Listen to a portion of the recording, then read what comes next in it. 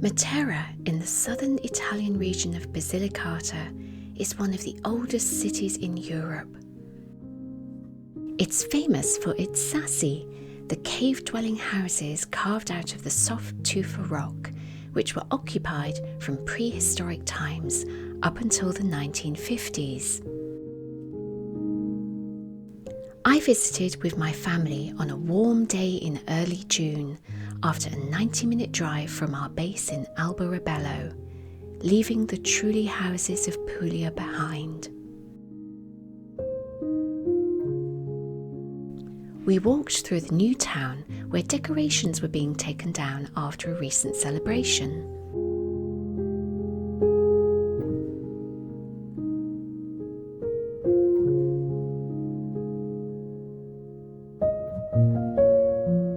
But it wasn't long before we got a glimpse of the old town. Once known as the shame of Italy due to the poor living conditions in the cave houses, it has since been redeveloped and is now a UNESCO World Heritage Site. And many of the Sassi have now become museums, shops, and delightful boutique hotels.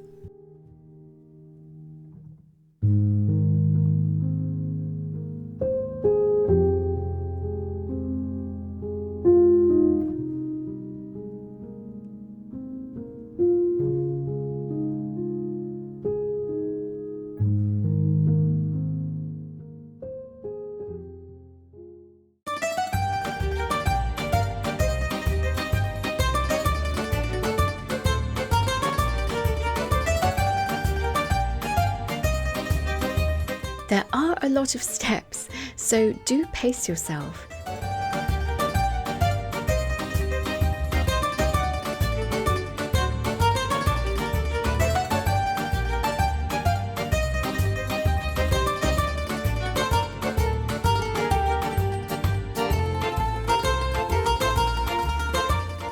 And take plenty of opportunities to rest and enjoy the views as we did.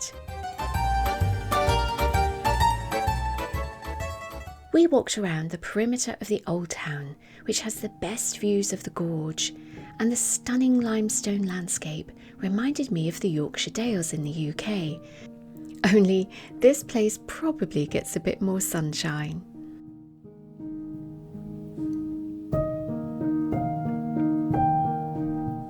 You can walk into the valley via the chalky footpaths, and there's a bridge across the Gravina River.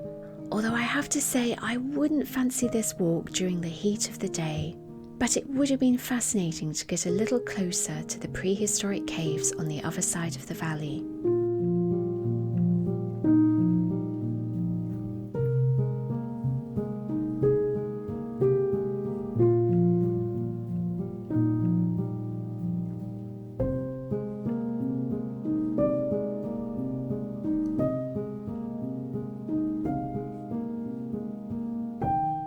It's a wonderfully dramatic landscape, and I was captivated by the white snails that seemed to be having a little get-together.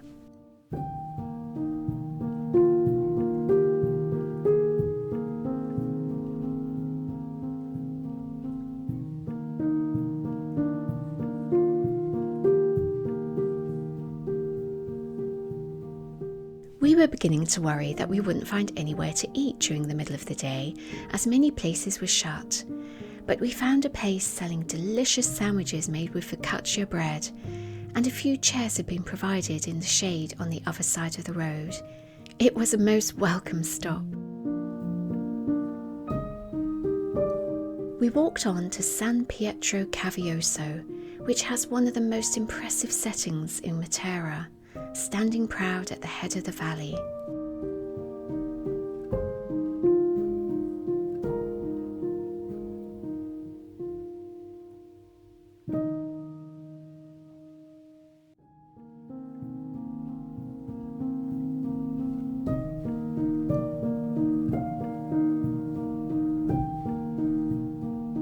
This medieval church underwent restoration in the 18th century.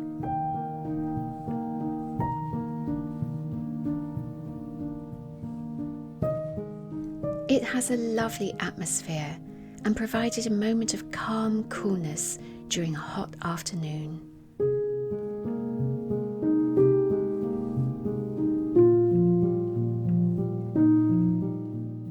And I adored its painted wooden ceiling.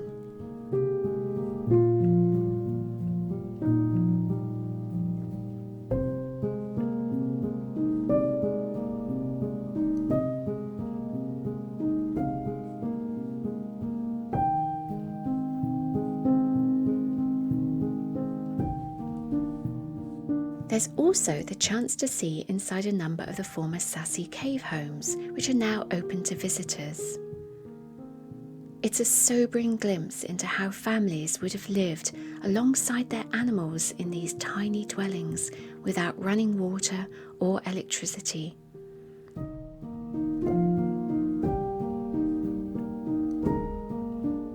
Indeed, we were told that the breath of the donkey at night would have helped to keep the family warm.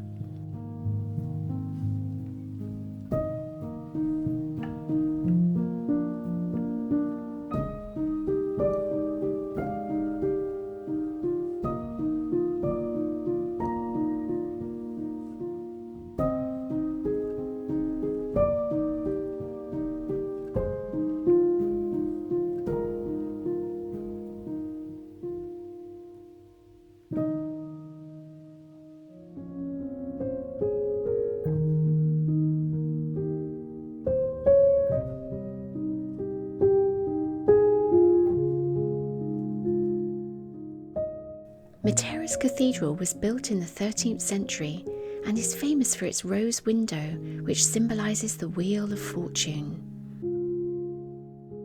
The lovely bronze sculpture here, the Tree of Life, is by Andrea Roggi. The olive tree is a favourite subject of his, and we saw many of his sculptures in the towns of Puglia. This is a beautiful area to explore, with some of the best views of Matera. One final church we visited was San Giovanni Battista. It's one of the first Romanesque churches of the area, dating back to the 13th century.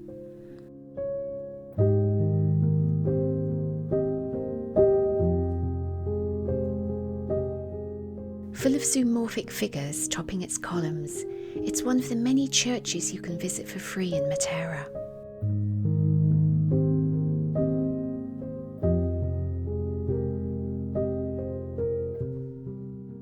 I hope you've enjoyed seeing a little of Matera with us.